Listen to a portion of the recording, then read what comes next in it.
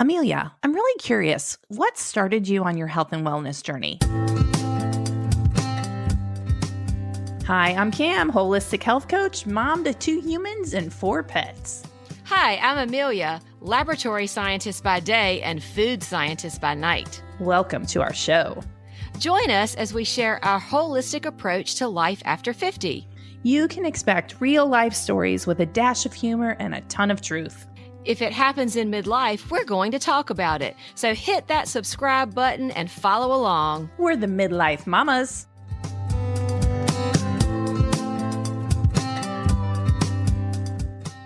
That is a great question, Cam. I'm so glad you asked.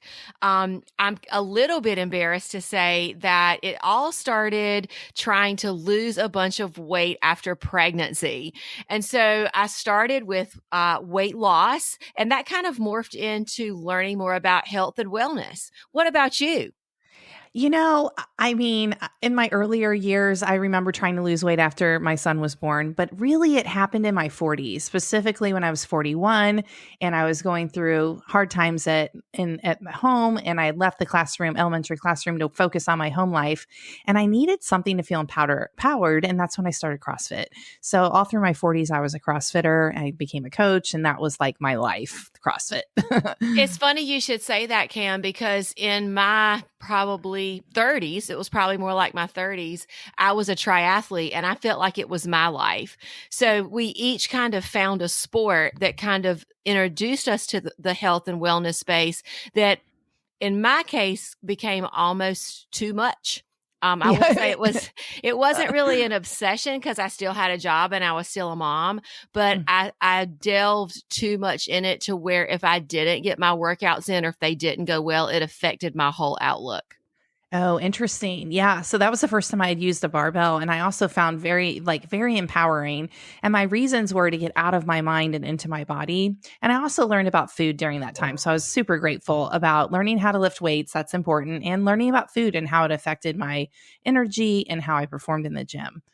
Yeah, I don't know that I was that enlightened during my triathlon career with food. I mean, I knew that food was fuel. I definitely knew that. But unfortunately, I used both pregnancy and triathlon as an excuse to eat. And I looked more at the benefits of eating whatever I wanted and didn't really think about the, like how the different things I ate could actually have a negative effect on my athletic performance. Cause, I went through a phase where I loved like French fries and sub sandwiches and Coke floats and all that kind of crap. And so, I was like, oh, but I'm working out, 10, 15 hours a week. I can do it. And so it took me a little bit of time to kind of really reel that in. And I'm so glad I found a way to do it healthfully. Yeah, it's interesting because when I first started CrossFit, I definitely had an ice cream habit. It was probably nightly or most nights. And I remember thinking, well, I just ran a mile, so why can't I eat that? Whatever. So it took me a minute. So when I realized how the food, what I was eating influenced how my workouts went and how my body changed, my composition changed, then it was kind of like eye-opening. Okay, so these things are related. Yeah. And because I was in my 30s and I was young, I mean, I was running at a 15% body fat back then, which it's much higher now. But, I was like, yeah, it's all good. And, we've talked on numerous times on the podcast about sugar rusting you from the inside out. And I think it's taken me 10 or 15 years to undo a lot of that inflammation that I induced in my own body from poor consumption. But also I put a lot of stress on my body in those years. So, I'm glad I did not start as an athlete in high school. So, I know people in their 30s and 40s who were tennis players or soccer players and kind of blew their knees up early on. And so they've had to really be careful in midlife. I was not one of those people, but I did have to kind of undo some bad habits in my midlife. And that's really what we're talking about today. We're going to talk about some pillars and just to start where you are and like examine where you are and lean into some new habits. And we both came from extreme exercise worlds to learn more about how our body functioned. And quite honestly, we were off the path for a while. Yeah, I mean, I think anything can be an obsession, Cam, and it's not just about obsessive eating. You know, we've Mhm. talked about this before. We were on that cusp of, or maybe admittedly so, obsessive about exercise. So you can have an obsessive habit over most anything, and even things that seem healthy done to the extreme can be harmful.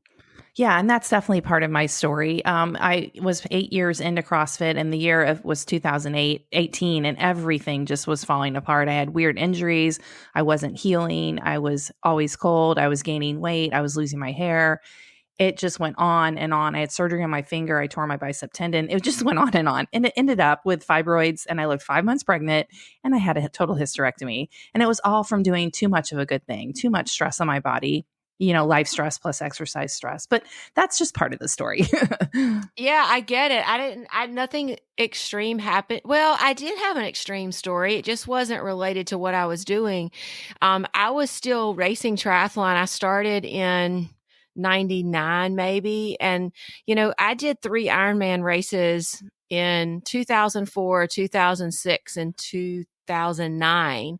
And I was still racing. And in 2012, I was with a group of cyclists, and we were on a Wednesday night ride. And it was a very usual thing. We're talking about 15 people riding at a fairly good clip. And I hugged a curve too tightly, and I kind of flew off the tangent of the curve and planted my front wheel in a ditch and Ooh. ended up with a shattered radial head, needed surgery, blah, blah, blah. But that was a turning point for me, because once I came back from that surgery, I had the capability of doing the things that I had done, but I was so unbalanced from having my arm in a cast for a while. And that's where strength training started for me, Cam, as I tried to get myself back. And once I found a new path, I didn't miss the old path. And it was kind of weird. I never went back to racing after that. Yeah. I tried after my hysterectomy, tried to stick my toe into CrossFit, and I was just so burned out and so empty by the time I had my hysterectomy in December of 18. And I remember it was probably a year later or maybe 2 years later. It was definitely December. And I did this workout. It's called Nancy. If you're a CrossFitter, you know it. 400-meter run, 15 overhead squats, 5 rounds for time. And I felt so good, and I was killing it. And it was like a warm, sunny December day here. So we were running outside, and I landed on the couch for like 3 days, and I was like, this isn't serving me any longer. It took me a long time to put it down. Were you sad? Like, did that experience when you said this isn't serving me, did you kind of have to mourn the loss of that? Yeah. And then I was in conflict because I continued to coach it until February. Yeah. That was, when did I stop? February of 2021 is when I'm like, I can't coach anymore. I don't believe this is healthy for all people. I'm so glad for the lessons I learned and the people I met during that time of my life. But in midlife, if you're going through perimenopause and menopause and you have life stress, which we all do, and you have too much exercise stress, it eats your muscles away. It breaks your body. It slows your recovery. Just a lot of things.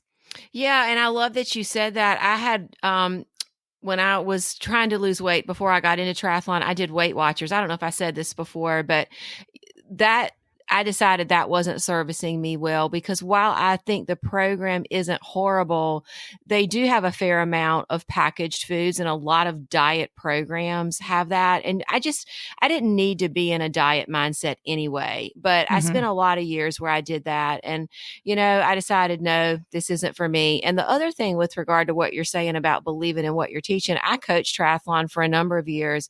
And I told my students, I said, most of these actually were young married men. I coached guys because there was more guys in the sport. And I said, look, if you have children at home, your wives think this is your fun time. So you cannot go out and kill it on a 4-hour bike ride and come home and lay on the couch, because your wife has been taking care of the baby. Like, this is your fun. So please know, so that was kind of my trying to help people realize, if this is too much, if you can't continue to take care of your kids and mow your lawn and all that stuff, then maybe we need to dial it back. So I think everyone has to find that tipping point for themselves.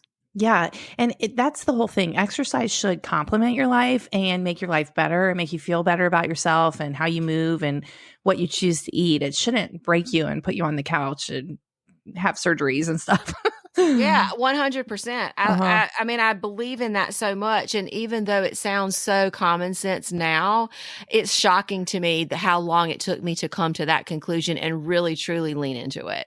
Yeah. When you're in the middle of the storm, you just can't see it. You just can't. There's no way. So, maybe our listeners are in some sort of other storm right now that we need to help them out of. So let's talk about the pillars of health for a minute. Yeah, we just want to really encourage you again to start where you are, evaluate your current situation. We're going to talk about things in an order, but there is no right order. Your journey is your journey, and you know, just try something new. Lean into something new. It's not all or nothing. But we're going to start with sleep. Yes, because you have taught me how to sleep, Cam. Like I am a number 3 on the Enneagram. I'm a performer. And so we like to get things done and check things off the list. And so sleep was not on my priority list. And I know now how detrimental that was to health. So tell us some things that'll help us get into good sleep habits. Yeah, like morning routines and evening routines are really important. And I know it sounds boring, and I never wanted to be the boring person, but it's just like a staple in my life. And also, I had a horrible habit of falling asleep with the TV on. So it would notoriously wake me up at 2 or 3 in the morning, and I'd have 2 cats, 2 dogs, and the TV on. And it was just like hell. Yeah, So, absolutely. That can't be good. So for those mhm. listening, look at what your sleep habit looks like and see what might be getting in the way of good sleep. Like, is there a bunch of animals in your bed? Are you watching TV and falling asleep? Maybe you're looking at screens really late. Maybe you're eating, you get home late. If you're a afternoon exerciser, if you're doing that and then you're eating late and then going to bed, that's probably not great for your sleep. So you really need to look at your sleep habits. And we do have an episode on sleep. So, take a listen to that, of course, but there's lots of things you can do to upgrade your sleep. Yeah, and temperature of your room is really important. Having that cooler at night, that's been a game changer. I love sleep sounds. But even last night, so we're recording this. Last night I found a tick on my shoulder right before bed. Ah, Yeah, and I was freaking out, right? So I think I was itchy all night. And I knew I was tired this morning. I woke up wired and tired, and that's never a good sign. Even though it was like 8 hours of sleep, I had only like 29 minutes of deep sleep last night, which isn't enough for me. And so I'm really groggy today. So sleep, I mean, even when you think you have it figured out, there'll be something that happens and you have a bad night. It just happens. absolutely. And we're probably going to cover this in a few minutes with supplements, but magnesium supplementation has been a game changer in my sleep routine. I do Mhm. take magnesium every single day. And we know scientifically that so many people are magnesium deficient. I don't think you can go wrong when you take magnesium as long as it's a really good quality supplement. I totally agree. And there's so many other benefits: migraines, anxiety, muscle soreness, going to the bathroom, just goes on and on. So get that magnesium for sure. Yeah, for sure. So, I used to think, Cam, that a healthy diet was my number 1 pillar of health. And I Hmm. actually think for me, because healthy diet is so easy and it's become a habit and I don't have to think about it much, I think sleep is my number 1 pillar of health right now. Yeah. And we've talked about this. When your sleep is off, like today would have been a horrible day to do certain exercises for me. And then also on days you don't sleep, you're more likely to reach for carbs. You're looking for Yes. energy in the Yeah, cheap and cheap easy energy. form. Yeah, Yeah. yeah, Yeah. cheap energy. And Yeah. there's just like your mental acuity is better. And so I will offer this because everyone's going to have a bad night of sleep occasionally. So give Mm. yourself grace the next day. And like you said, don't engage in that heavy workout, even though it's scheduled. And even though so many of us are so type A, we're like, we have to do it. It's on the schedule. No, you don't, because Yeah. you're in charge of your life. You're an experiment of one, and you can set that aside and it's going to be okay. It's going to be okay. And I'll be a testament to that. I took 2 walks today with the dogs. One was an escape dog and one was on purpose with the Mm. dog. But, that's what I chose to do today rather than strength training, which is what I usually do on Mondays. So it's okay. But that leads us to our next thing. Movement and exercise is definitely a pillar of midlife health. And so let's talk more about your Ironman. Tell us exactly what an Ironman is. Sure, sure. So an Ironman is a triathlon. Triathlon by definition is a swim, bike, run event in that order. And an Ironman indicates distance. So it's 2.4 miles of swimming, 112 miles cycling, road cycling, and then, a full marathon on your feet, which is 26.2 miles. So it's driving your body across 140 miles on its own. And the Ironman races have a 17-hour cutoff. If you're still out there after 17 hours, they pull you. And I was never pulled off the course, but I did finish after dark every time. So I'm not holy cow. Holy cow. Not in the top 10, but it's one of those things, Cam, that I kind of just did. I've always been a goal setter and never really questioned the why. So if you're one of those people, check yourself occasionally, because sometimes your goals may become a life of their own. And so it did serve a purpose. I met some great people. I learned a lot about myself, and thank goodness I didn't end up getting divorced over it or severely injured. But I don't recommend extreme sports for everybody, for sure. No. Yeah. So muscle loss begins at age 30 and it accelerates at age 60. So what we're doing between age 30 and 60 as far as strength training goes really matters. Muscle is our metabolism's best friend. It stores the most glucose in our body, and it changes the way we look, for sure. No one wants to be fluffy. We want to look toned, right? Yeah, absolutely. And I did not strength train during those years. I just didn't feel like there was time, even though I knew I needed it.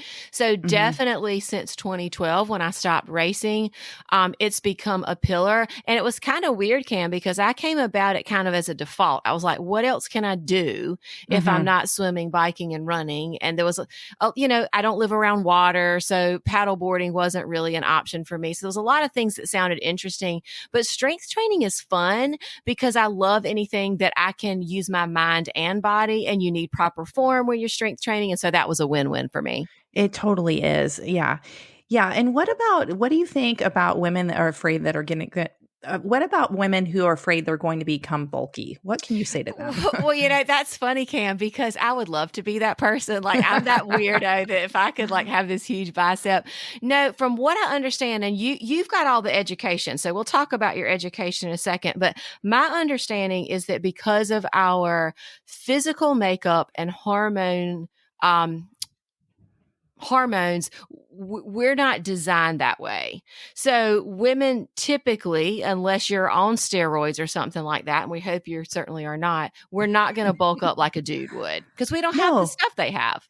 Yeah. And if you look at the bodybuilders, the women bikini shows and all that, what they do to get their bodies like that is hours and hours in the gym. And then they eat chicken and broccoli, and they're dehydrated right before the show. So that is not what we're talking about. And actually the dedication it takes for them to get their bodies like that is quite amazing. That's not what we're doing. Yeah. And I will say, I've known one woman in the last 20 years to do those physique contests. And when she was training, and I've seen pictures of her in competition, it was freaking amazing. I was like, oh my gosh. But let me tell you, that was just a few weeks out of the year. Yeah. So, even the women that are doing that, it is not sustainable or healthy over time. And the girls doing it know that. Yeah, they totally do. Absolutely. I know some coaches that coach now that more sustainable versus that. Well, I want to know, since we were talking about hormones, I know that you've got some special education that's made you really understand the female body, the metabolism of females and hormones. Can you tell us a little bit about that? Yeah. So I went back to school when I had my hysterectomy because I thought, how in the world can I be a healthy adult, eating mostly healthy, exercising, and being so sick? What is this? And so that was the catalyst to go back to school. And I just took every workshop that came across my laptop, and then I enrolled in school too. The female metabolism is very interesting. We're not dudes for sure.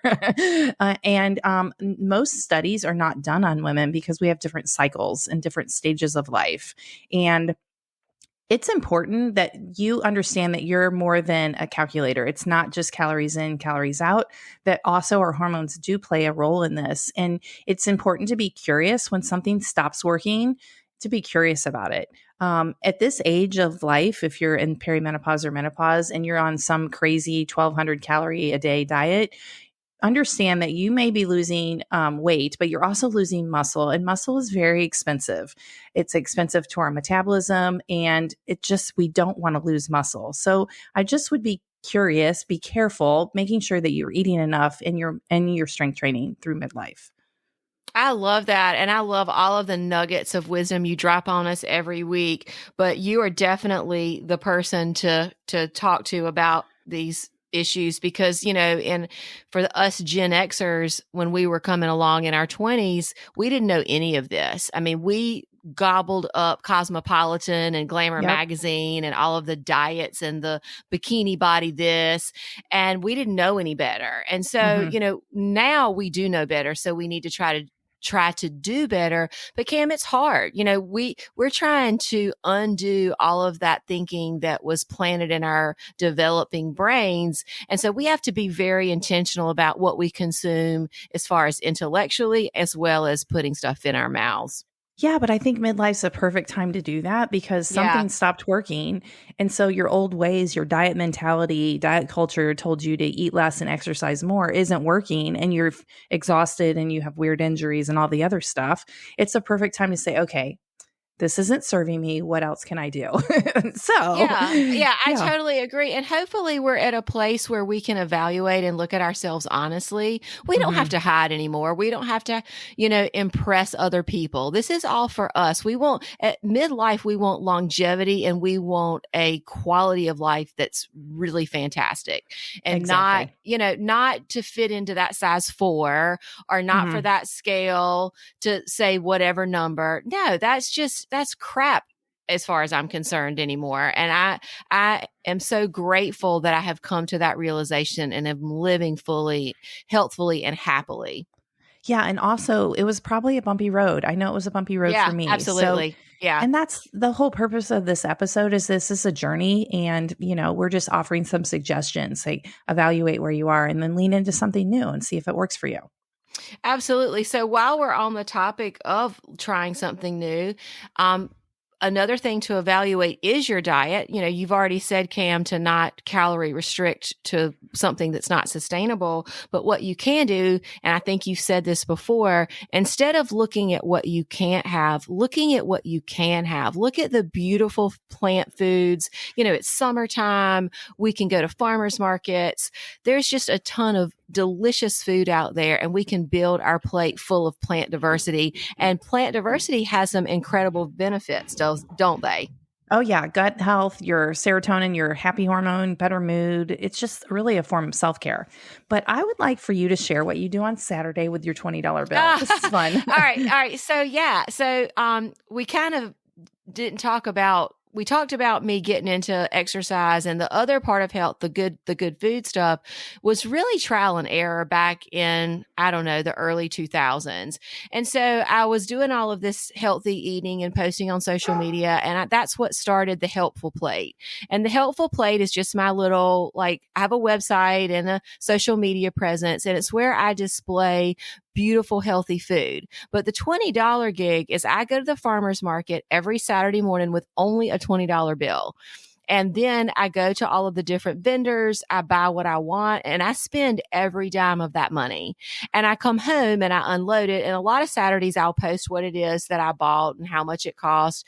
And then throughout the week, it's like a game to say, what am I going to do with this? Maybe I make steamed broccoli to go with something, or I saute it with some mushrooms and onions and put it over rice. So there's lots of options for everything, and it's pretty cheap. I was just talking to some coworkers today, Cam, and they were complaining about how expensive it is to eat healthy. And I told them this story. I'm like, take a 20, go to the farmer's market and just load up your bag. And I guarantee you can get 3 days of meals at least, if not more, out of that food.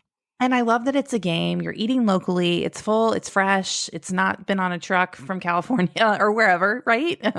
Right. And, I don't know about your mom, and my mom wasn't the kitchen was not my mom's favorite place, but my mother-in-law loves to cook, but she loves to start with the recipe. So I did that too when I was in my 20s, Cam, but I don't need that anymore. I can kind of understand what the flavors might be like what spices might enhance that food. Because the thing about you starting with the recipe, you buy a bunch of crap, you put it in your cabinet or your pantry or your refrigerator, and if it's not something you really like, it's going to go bad. And you're spending a bunch of money. So I just love going to the farmer's market, taking my little $20 bill and getting what I can, and then creating something out of those foods. Yeah, it sounds like so much fun. It is. I love it. Yeah. Yeah. So colorful, whole, diverse foods, that's always going to be a good choice. And, I still eat pizza, and on occasion I eat French fries, and it's okay to have those things in your food, in your diet as well. We're not perfect at all. We're just leaning into better habits. And most of the time, I'm guessing that you're enjoying those foods with people. And so there's joy off your plate. So you're enjoying the company of others. And I think there's merit to that. I agree. And I made pizza over the weekend. I was home alone, and I took basil off of the deck. Oh, yes. And it was beautiful. It was a beautiful pizza. Fresh mozzarella and tomatoes. It was gorgeous. Anyway. When you're preparing food, doing it with love to care for yourself or the people you love, it's such an experience. And I want us to get away. Our culture is very fast paced. And I don't know about you, but when I was younger and the kids were little, we ate in the car a lot. And now at midlife, we don't have to do that anymore. Nope. We can lovingly prepare this beautiful food and enjoy every bite. Absolutely. Yeah. So because our diet in today's world, we're missing some essential things, there are some supplements that we recommend in midlife. What would you say is on your list? So the basic things that I take, Cam, is a B complex. I do take D3 with K2 and magnesium, and I have some omega 3s. And honestly, I don't always remember to take those, but those are my basics. Yeah, I'm with you. And I do remember to take my omega 3s because my skin gets really dry, which I don't know. Maybe that's the hypothyroidism. I'm not sure. But yeah, I like that. I feel like I feel less inflamed when I take my omega 3s. It's funny you should say that about inflammation. I was a little bit sore this morning, and I made a smoothie with spinach, and I put a bunch of turmeric in there, hoping that would kind of help me out a little bit. I forgot about just my omega 3s. Well, food first, but food first, but then these supplements, these are the basics. So B complex, B and the D, you can get an annual blood test, super simple, and you can see where you are on the spectrum, but you need the B complex to be a methylated form so that your body can actually use it. And we also recommend the D3 with K2, and that makes the D3 absorbable to your body, usable to your body. So look for that combo. It's one pill with both of them in there. Right. And most of the time the label will say that. Yeah.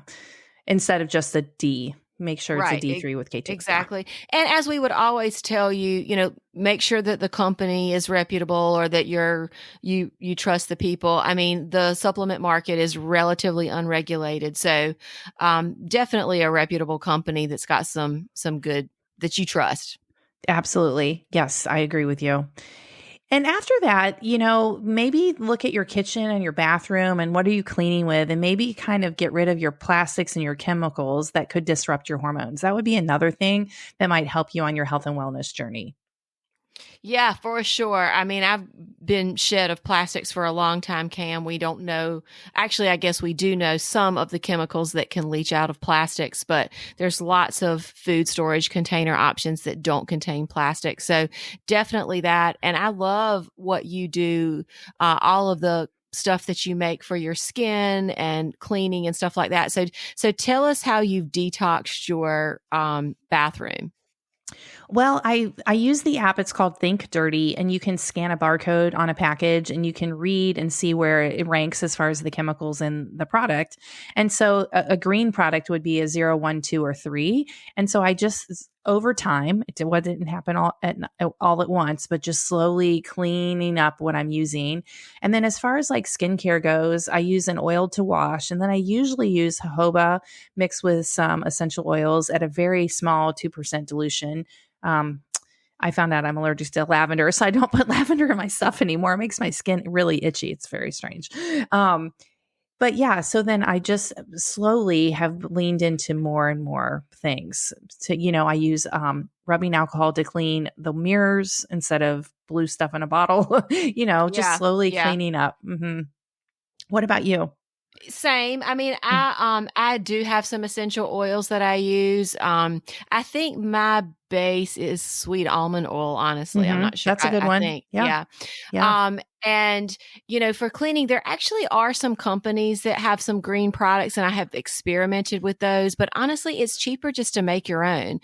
White vinegar makes a really good cleaner as well. And so just putting that at a 50% with water in a spray bottle works really well. Yeah, I agree with you. Vinegar and rubbing alcohol is amazing on glass and mirrors. So there's a lot of ways you can just slowly detox. I want to tell the story. When you get away from it and then you're exposed to it, you're like, oh my gosh. We were visiting last week somebody's home and they had one of those plug-in air fresheners. And I use sage, I burn incense, I have diffusers for essential oils in my house, and I hadn't been around the chemical version in a while, and I just had to unplug it. Have you ever felt that way? Yeah, absolutely. I mean, there are so many things that people use that are highly have a really strong odor, and they think they smell good, and it gives me a headache. Yeah. So I would have done the exact same thing. I haven't been around that kind of thing it's probably been 10 years, to be honest with you. And I don't think I could tolerate it. I was surprised by my reaction, but I immediately knew what it was, and I just found it and unplugged it. I was like, I just can't can't smell this. Yeah. And unfortunately, the marketing for these products is so slick. They don't tell you, obviously, that this stuff is fake and could harm you, or with carcinogens and so forth. So, I think that we're much more informed than previous generations, for sure. And this marketing is made to have us spend money, and the things we can do at home and make ourselves is so much more economical. Right. It's just going back to nature. Almost all of these things, I would say, it's just going back to nature, whether from your morning routine, getting morning daylight, turning off your lights at night, just like nature. If you can get back to natural, then you're on the right track. Yeah, absolutely. And we've talked about a lot, Cam. I just hope people will try just one thing. Is there one thing that you just think is like just the best thing to try first? It just really depends on where you are. When I go back to my story, I'm not really sure what I did first, because I felt like I was in such a storm with missing body parts. I was just like, oh, what do I need? Why? How did this happen? So yeah. What about you? What's the one thing for you? I guess if I had to advise based on where I am now, like I said earlier, sleep is so important to me. I would start with the magnesium supplement. I just am so gung-ho about that, Cam. I just feel like it's so important, and there's so many people that need it. That's probably where I'd start. I mean, that's an excellent place. That was certainly early on my list, but I don't recall. Brain fog. That's completely fair. But we've got some really, we've got different but related stories, and we've got some similarities for sure. But everyone's story is different, so give something a try.